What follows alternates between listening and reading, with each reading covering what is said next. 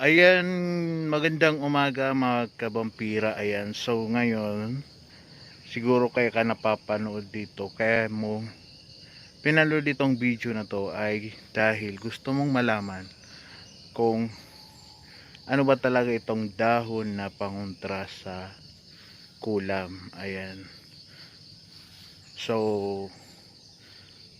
ang dahon po na ito ang aking tinutukoy ay itong dahon ng Madre de Cacao. Ayan, so ito po yung puno ng Madre de Cacao. Ayan, sa mga hindi po nakakakilala sa puno ng Madre de Cacao ay ito po ang itsura niya. Ayan, ito yung kahoy niya. Ayan, ayan, so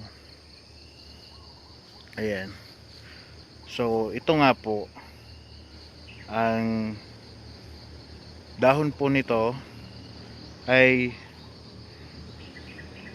pangontra sa kulam.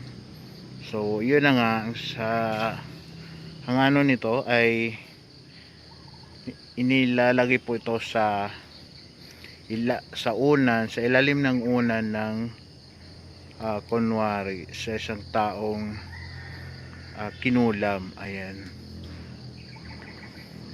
so kukuha lang tayo ng magdahon ng Madre de Cacao at ilalagay sa unan ng taong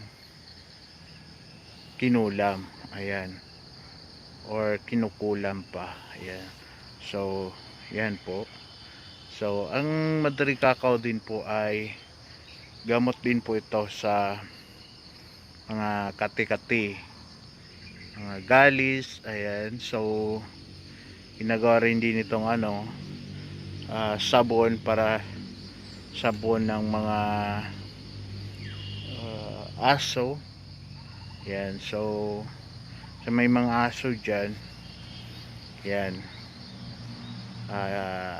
may ginagawa pong sabon, or may mga sabon tayong mabibili na ang nilalagay na sangkap ay Madre de Cacao. Kasi po itong Madre de Cacao ay nakakagamot siya ng mga kati sa katawan, o sa katawan ng aso.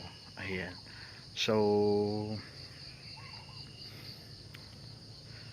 at saka gamot din ito, nakakagamot din ito ng infection, o yung mga nasusugatan, nagkaka-infection. Ayan, so gamot po itong Madre de Cacao. So sa mga kati-kati naman,